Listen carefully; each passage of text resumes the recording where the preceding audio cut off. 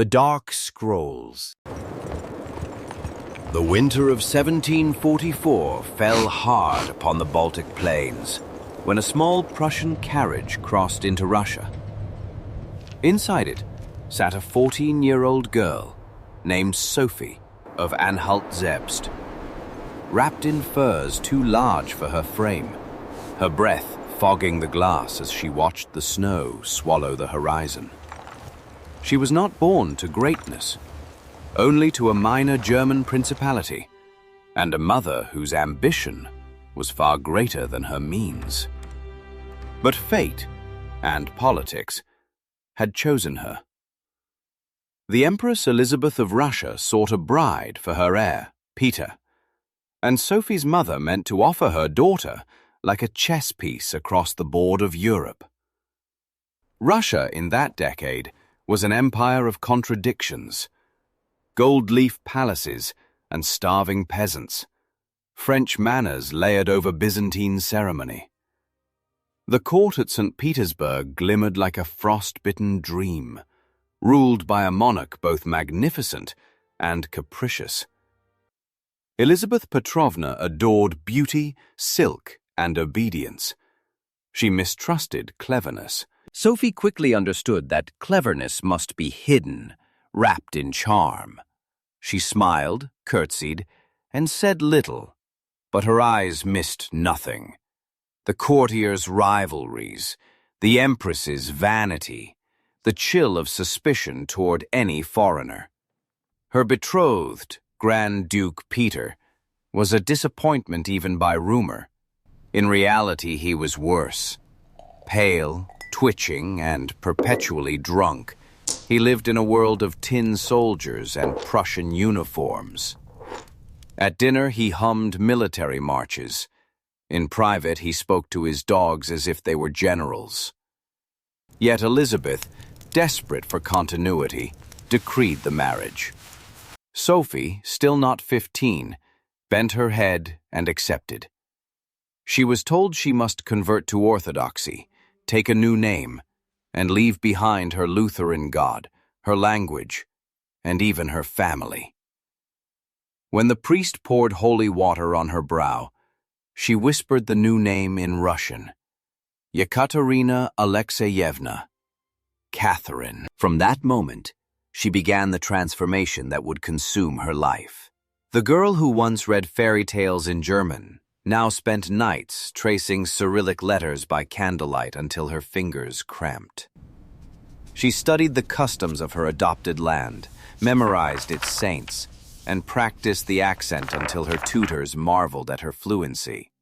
"I will be Russian," she wrote in her diary, "or I will perish." It was not patriotism, but survival. Her marriage, when it came, was a farce wrapped in diamonds. The Empress demanded a spectacle worthy of legend. Catherine in silver brocade so heavy she could scarcely breathe. Peter in a suit that stank of brandy before the vows were finished. The wedding feast lasted 3 days. The union itself, perhaps never. The court whispered that the Grand Duke had not reached manhood, that he suffered from a physical defect, or worse, indifference. Catherine endured long nights of humiliation, her husband stumbling in drunk, playing toy war on the marital bed, or shouting about Prussia while she sat in silence. He hung a dead rat on a miniature gallows for treason and left it there to rot. The stench filled their chamber. She learned to smile through nausea. In the glittering halls of the Winter Palace, beneath ceilings painted with angels, Catherine lived a captivity of etiquette. Every gesture was watched. The Empress assigned attendants to monitor the couple's attempts to produce an heir. They reported failure after failure. Catherine's mother was dismissed and sent back to Germany. Peter mocked her piety and spent his nights with serving girls. Alone, the young Grand Duchess read voraciously Voltaire, Plutarch, Machiavelli, and began to see beyond the silken walls of her cage. She wrote in secret, "Here one must use heart and wit as weapons, for swords belong only to men. The Russian court, despite its splendor, was a nest of spies and factions. The French ambassador flattered one side, Prussian agents whispered to another. Catherine learned to navigate their intrigues as if playing chess blindfolded. She cultivated servants, guards, and minor officials, remembering every kindness and every insult. Her beauty was modest, her intellect magnetic. People began to come to her not for pleasure but for advice. Even in confinement, she gathered followers. When the Empress Elizabeth's health began to fail, anxiety swept the palace. Peter, the heir, talked openly of abandoning orthodoxy, of dressing the army in Prussian blue, of making peace with the enemies Russia had bled to defeat. Ministers trembled at the thought of him on the throne. Catherine, quietly, positioned herself as the opposite of everything he was: devout, disciplined, sober, loyal to Russia.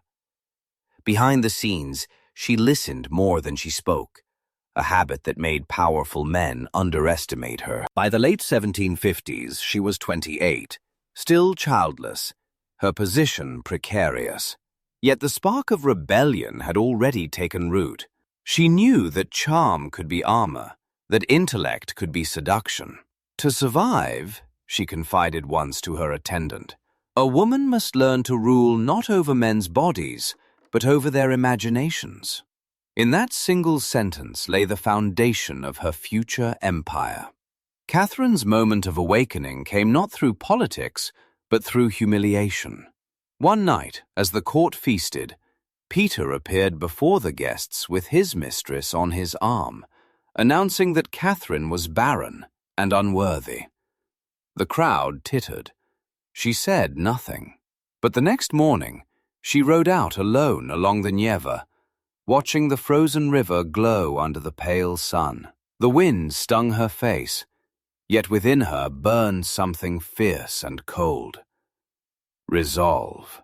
She understood that the throne of Russia would not fall to the clever, but to the fearless. From that day, she began to gather allies, men who admired her courage, soldiers disillusioned with Peter's erratic rule, courtiers tired of humiliation.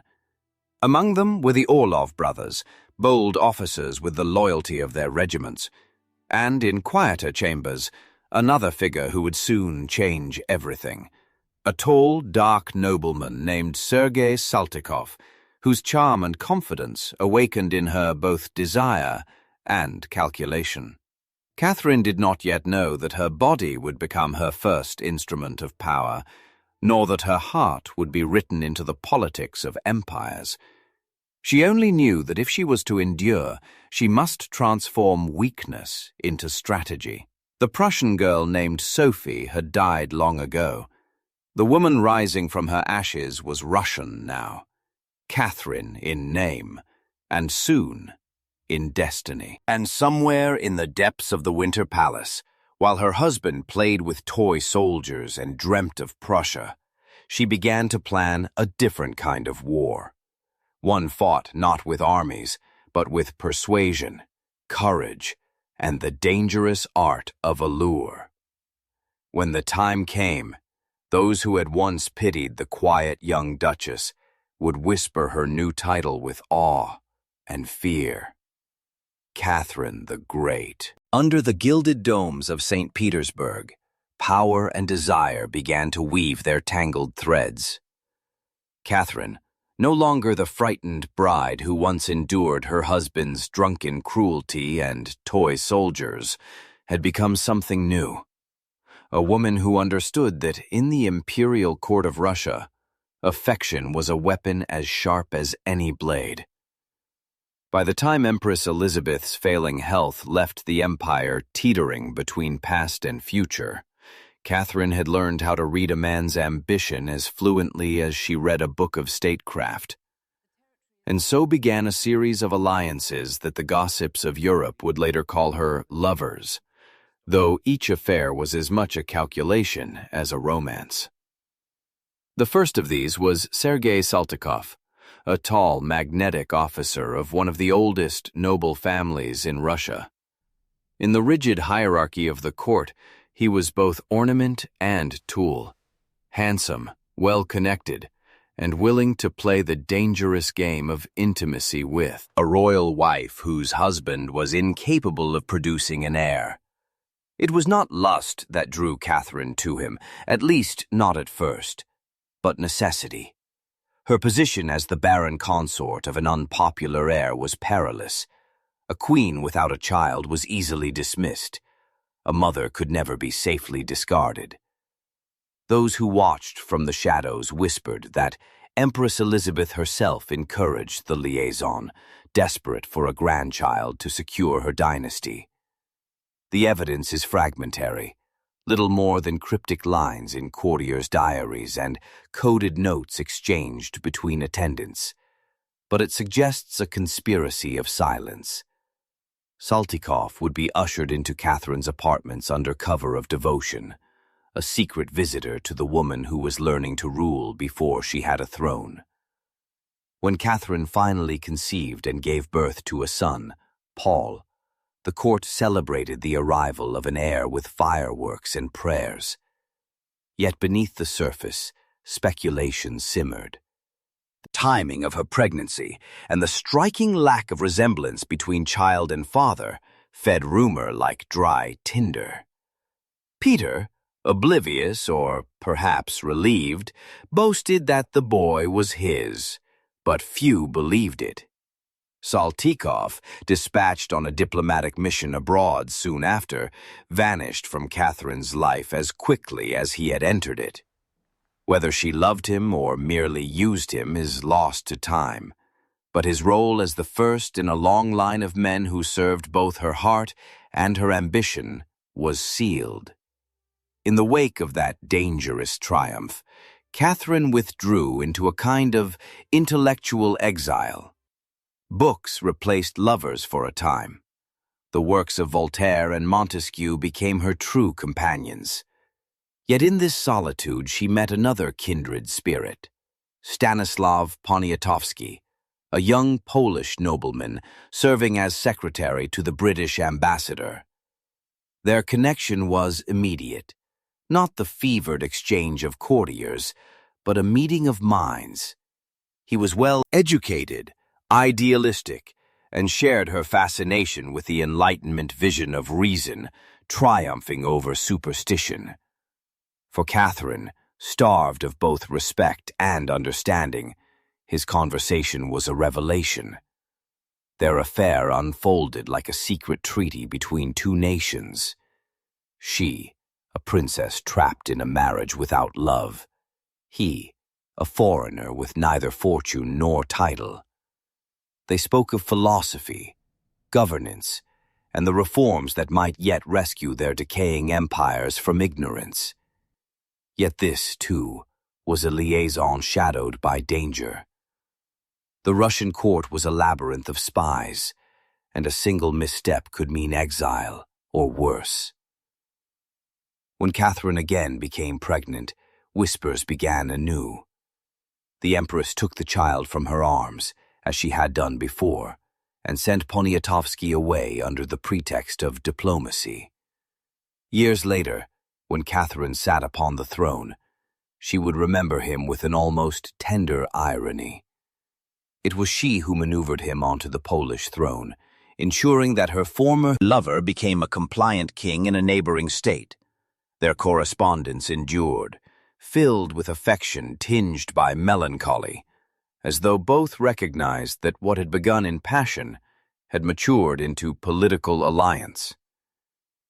In the polite language of rulers, they addressed each other as equals, yet every line carried the echo of the intimacy they once shared. By the time Peter ascended to the Russian throne as Peter III, his descent into madness was complete. He idolized Prussia, humiliated the army, and alienated the church. His cruelty, once confined to private rooms, became public. He flaunted his mistress, insulted his wife, and spoke openly of divorcing Catherine to marry another. What he did not realize was that Catherine had already begun to weave a network of loyalty that reached into every regiment of the Guard and every salon of influence. At the center of this web stood the Orloff brothers, 5 towering soldiers, the sons of a minor, noble family, whose valor in the 7 Years' War had brought them fame. Grigory Orloff, the most charismatic among them, became her confidant and then her lover. Their relationship was born in crisis. She needed allies who could move men and command loyalty. He needed a purpose larger than himself. Together, they plotted what would become one of the swiftest coups in European history. When Peter's recklessness threatened to plunge Russia into chaos, Catherine acted. Clad in the uniform of the Preobrazhensky Guards, she rode before the troops and was proclaimed sovereign by acclamation. Peter, abandoned by his supporters, surrendered without resistance. Days later, he was dead. The official report blamed an intestinal illness, but few doubted the truth, that one of the Orloff brothers had ensured the former Tsar would never rise against her. For the rest of her life, Catherine never confirmed nor denied her complicity. She spoke of Peter with a mixture of contempt and pity, as though he had been a casualty of fate rather than her ambition. To the Orloffs, she offered wealth and titles, but her affection for Grigory cooled as swiftly as it had flared. He wanted to be her husband. She wanted no man to stand beside her throne. When he presented her with a diamond the size of a quail's egg in a final attempt to reclaim her favor, she accepted the jewel with gratitude and dismissed the man. The gem still rests in the imperial scepter of Russia, a silent monument to a passion extinguished by power. Yet Catherine was not made for solitude.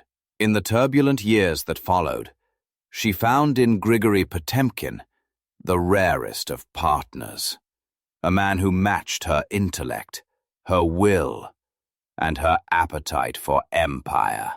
He was a soldier, a visionary, and a schemer, equal parts lover and rival. Their relationship defies simple definition. Letters between them, preserved in careful secrecy, reveal a union that was at once political, erotic, and spiritual. In one, she called him my friend, my knight, my sovereign of the South.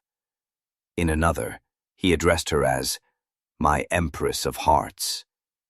It is said, though the truth remains uncertain, that they were secretly married in a private ceremony, witnessed only by a priest and 2 confidants. Whether or not vows were spoken, their bond functioned as marriage in all but law.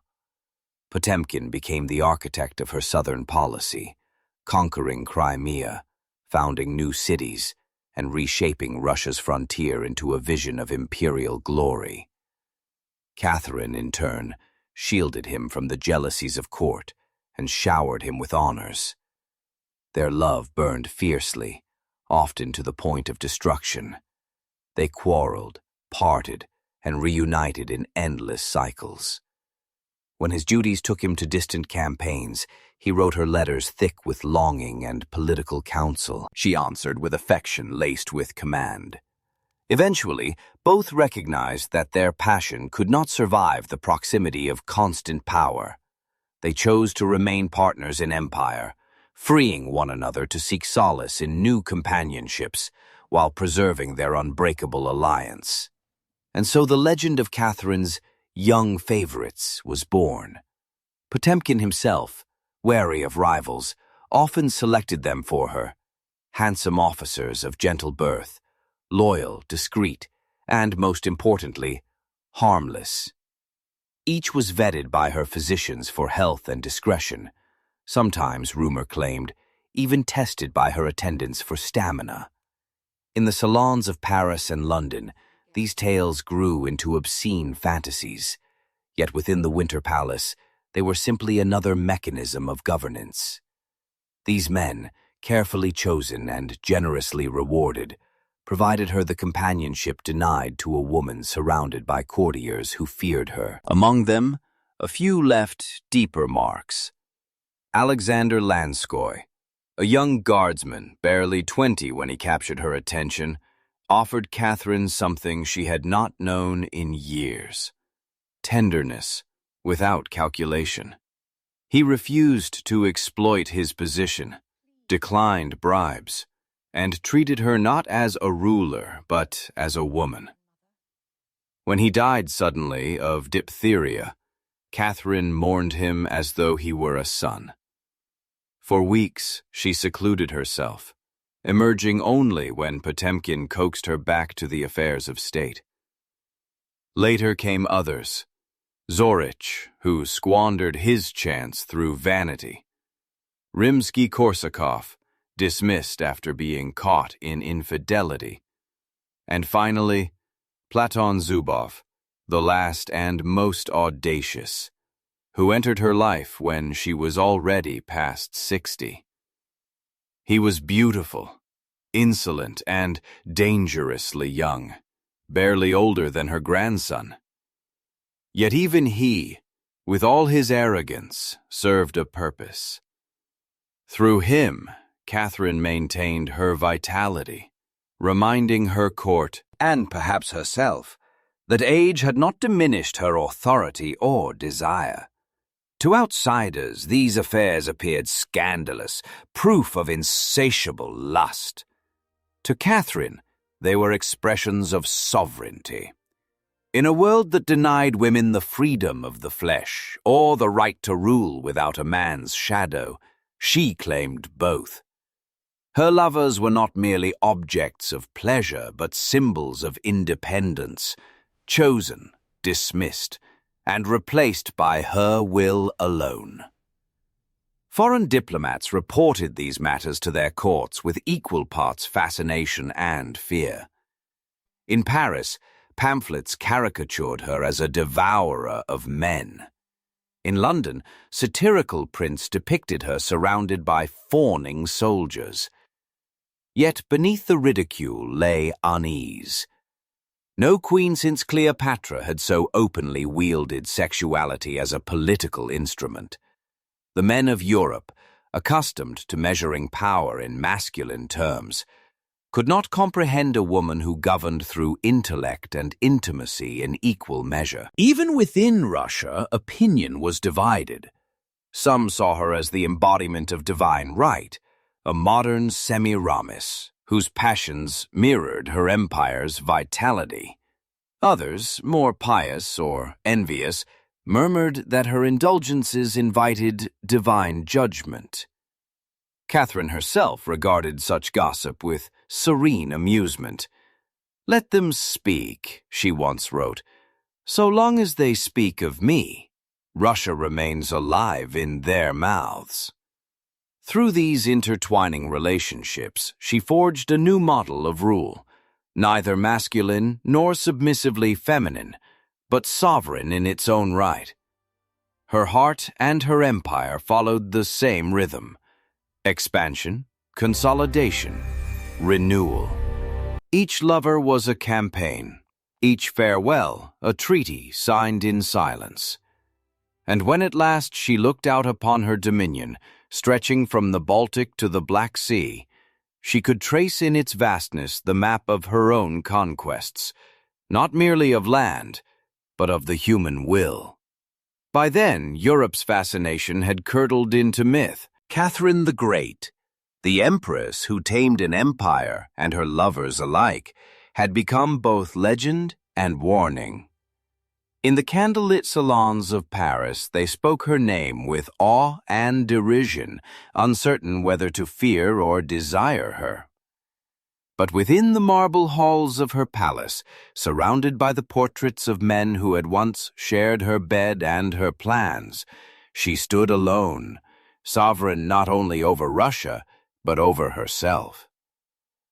And though the chronicles would later blur passion into scandal, those who truly understood her legacy recognized the pattern beneath it all.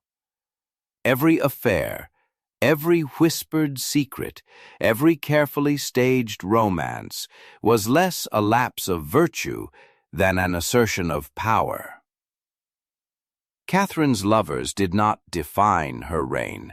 They illuminated it, like constellations charting the rise of a woman who learned to rule through the very desires that others sought to use against her. Under the heavy chandeliers of the Winter Palace, where every whisper could travel faster than a courier's horse, Catherine the Great ruled an empire that both adored and feared her. By the time her hair turned silver and her hand trembled slightly when signing decrees, she had become more than a monarch. She was a myth. Yet the same brilliance that elevated her also drew the knives of slander. In the eyes of Europe's men, a woman who ruled with such command could not simply be capable. She must be dangerous. And the language of danger in that century was always the language of lust. Across the courts of Europe, monarchs and ministers watched with a mixture of admiration and dread as Russia expanded under her gaze. She had annexed Crimea, partitioned Poland, and sent her fleets across the Black Sea. The French court, once dismissive of the northern wilderness, now whispered that civilization itself might one day wear a Russian crown. Britain worried that her armies would spill into India. Prussia feared her diplomacy more than her soldiers. Catherine was no longer merely a ruler. She was an idea, a vision of female power unbound by the constraints that had tamed queens before her. But the more she triumphed, the less they could endure her success.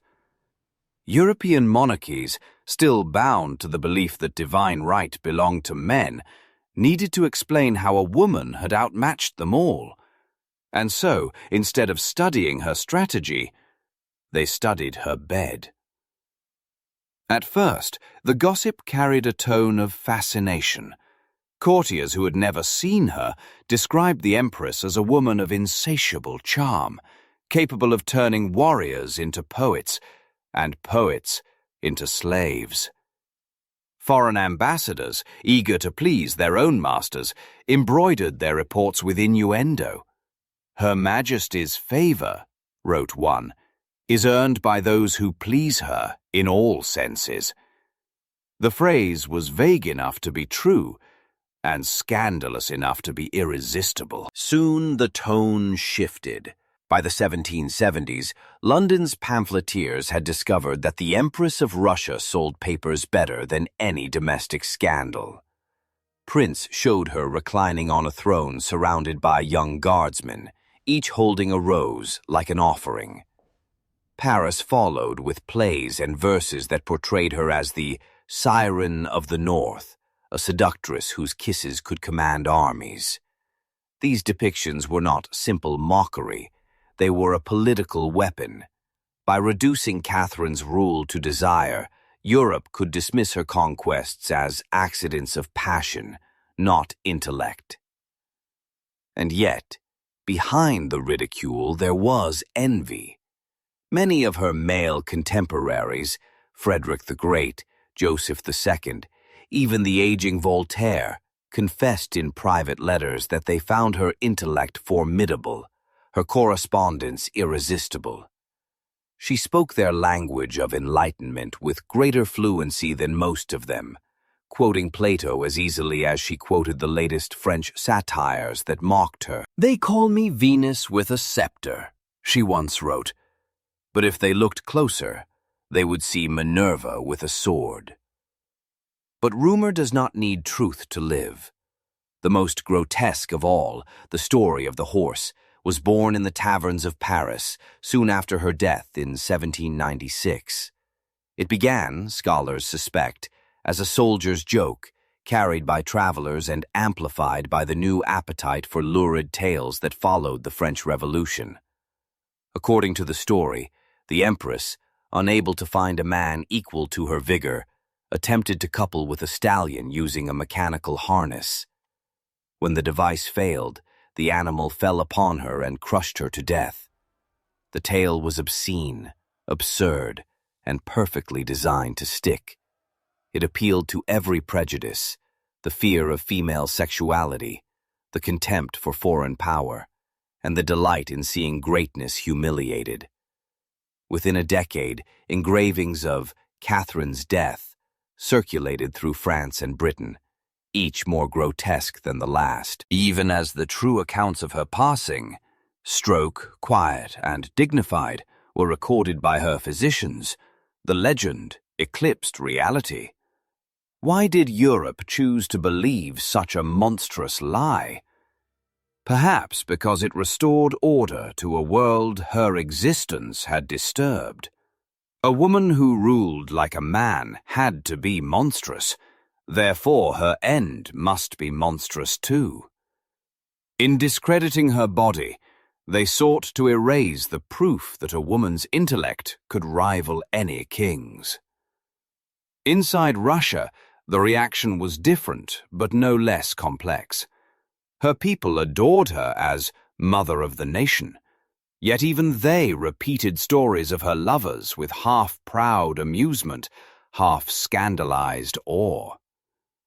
The Church grumbled that her reforms had weakened piety.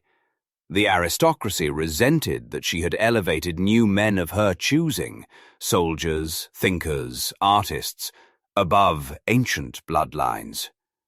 The serfs, who bore the weight of her empire, worshipped her image on coins, but lived in ignorance of her decrees. To them, she was divine, untouchable, and beyond judgment. Catherine herself treated gossip like the weather, an inevitable nuisance, sometimes inconvenient, sometimes amusing. She once remarked, "If they must call me wicked, let it at least be for my conquests." Her private writings reveal both irritation and irony.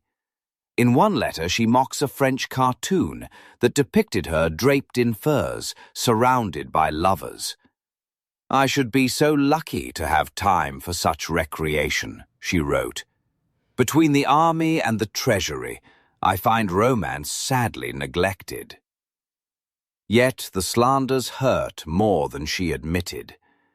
In her later years, when her beloved Potemkin was gone and her court filled with flatterers too young to remember her struggles, she became more guarded, less radiant. The laughter that once disarmed diplomats hardened into polite detachment. Her final lover, Platon Zubov, 24 to her 61, was as much an ornament as a companion. His arrogance and foolish spending irritated her, but she tolerated him, a reminder that she could still choose, still command devotion, even as age crept upon her. Meanwhile, in the drawing rooms of Europe, her legend grew darker. British and French writers, steeped in the new moralism that followed revolution, used her as a cautionary tale. The woman who had once been celebrated as the enlightened monarch became the archetype of female corruption. "A throne stained by passion," wrote one English historian, "is a throne built upon sand." They ignored that the same words could have been applied to Henry VIII, Charles II, or any number of kings whose lovers had filled palaces and graves alike. To understand the venom, one must remember that Catherine's rise inverted the order of her age. She had seized power not through inheritance but through will. She had ruled without a husband, outlasted her enemies, and left Russia stronger than she found it. Her success undermined every argument for male supremacy. If she could command armies, draft laws, and choose her lovers without apology, what did that say about the necessity of kings? Thus, gossip became a form of control, a way to contain her after death. By turning her into a creature of excess, Europe could preserve the illusion that her greatness was unnatural, a singular aberration rather than a model to follow. The myth of the horse, obscene as it was, served a political purpose. It transformed a rational reformer into a cautionary monster, ensuring that no other woman would dare to follow her path. And yet, in an irony history seems to delight in, the slander only magnified her legend. The more outrageous the tale, the more unforgettable she became. Even as male historians sneered, artists and writers found in her a symbol of defiance. Feminists of later centuries reclaimed her as a pioneer, a woman who, in a world of hypocritical kings, had ruled with unapologetic appetite for both power and pleasure. Modern scholars, sifting through her letters and decrees, have begun to restore her humanity. They find a ruler obsessed with order, who spent sleepless nights revising budgets and debating philosophy with the same passion she once gave to lovers. They find a woman who wrote thousands of pages on education, law, and governance, who argued for inoculation when half her court called it witchcraft, who opened schools for girls in a country where peasant women were still treated as property. They find no trace of cruelty, no secret chambers of depravity, only an empress who understood that power must sometimes wear the mask of charm to survive. In truth, Catherine's sexual politics were not unique, but symbolic of a greater revolution, the claim that a woman could wield both mind and body in pursuit of sovereignty. Her lovers were partners, not masters. Her passions, expressions of agency rather than submission. In that sense, she prefigured the modern woman's dilemma: to lead without apology, to desire without shame. When she died in November 1796, she left behind an empire of nearly 44 million souls, a treasury richer than it had ever been, and a government that, for all its flaws, had entered the modern age. But her enemies ensured that her obituary was written not in gold, but in gossip. They described her throne as a bed, her reforms as whims, her intellect as seduction. It would take centuries before historians began to see through the fog of mockery and glimpse the reality of the woman beneath. Today, the phrase Catherine the Great still conjures images of both majesty and scandal. But those who study her life closely find that the two cannot be separated. Her power was inseparable from her humanity from her defiance.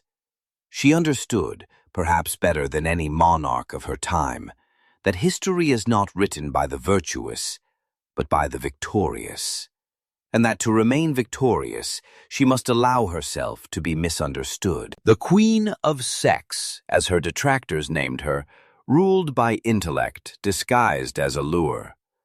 The Monster of Rumor, as her enemies imagined her, built cities, tamed armies, and negotiated peace among empires. The woman who was said to die beneath a horse, in truth died at her desk, pen in hand, still drafting the laws of her realm. And in the silence that followed her passing, Europe felt a chill, not of scandal, but of loss. For all their ridicule, they knew they had witnessed something rare. A ruler who had turned every weapon forged against her, desire, rumor, and fear, into the armor of her reign.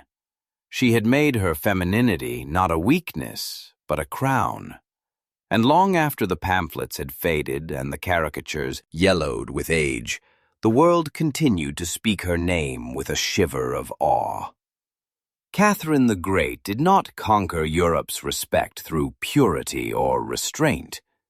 She conquered it through audacity, the courage to live as though the limits of her sex had never existed. The rumors that sought to destroy her have become the very reason she endures. In the end, scandal could not contain her.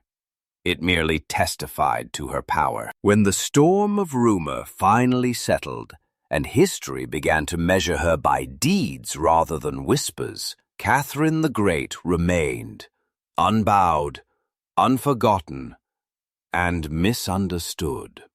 For 34 years, she had ruled an empire that stretched across 11 time zones, from the icy waves of the Baltic to the sun-baked steppes of the Black Sea. What she inherited was a vast, chaotic realm. What she left was the foundation of a modern state. Yet centuries later, her name still conjures images of silk and scandal, before it recalls the weight of her reforms. Catherine governed with the mind of a philosopher and the discipline of a soldier. She rose before dawn, reviewed reports, and wrote endlessly. Laws, memoranda, letters to ministers, and to thinkers across Europe. She had never forgotten the isolation of her youth, so she made education the core of her empire's future. She opened Russia's first state-funded schools for girls, founded the Smolny Institute for Noble Maidens, and urged that even peasants' children should learn to read. Her Instruction, a monumental document of political theory, argued that laws must serve reason and humanity, not the whims of rulers. It was copied, debated, and banned throughout Europe, for it dared to suggest that a monarch's true power lay in improving the lives of her subjects. She reformed the bureaucracy, codified the chaotic patchwork of provincial laws, and encouraged inoculation against smallpox when fear of the practice was still widespread. She sponsored hospitals, libraries, and academies of science. Her passion for art filled the Hermitage with treasures from the West. Her correspondence with Voltaire and Diderot brought the language of enlightenment into the language of government. Under her, St. Petersburg became a window not only to Europe's markets, but to its ideas. But her greatest transformation was territorial. She secured the northern coast of the Black Sea, annexed Crimea, and divided Poland among its neighbors. Each campaign expanded not only Russia's borders but its confidence, a sense that the empire had found in her a will equal to its immensity.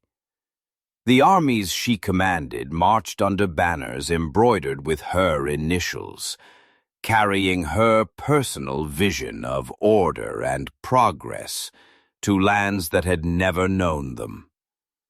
Still, when her reign ended, the memory that lingered in foreign courts was not of the schools she built or the constitutions she drafted, but of the gossip she endured. The irony is cruel.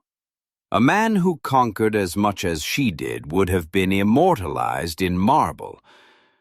A woman who ruled so completely was reduced to a cautionary tale. Her portraits survived, but beneath them, writers scribbled epithets. The Messalina of the North, the libertine empress. The world preferred to imagine her in her bedchamber rather than in her study, because that version of Catherine restored a comforting order. Women were to be judged by desire, men by destiny, and yet the truer legacy persisted, quietly, in the lives shaped by her vision. The generation of officers and administrators she trained carried Russia into the 19th century.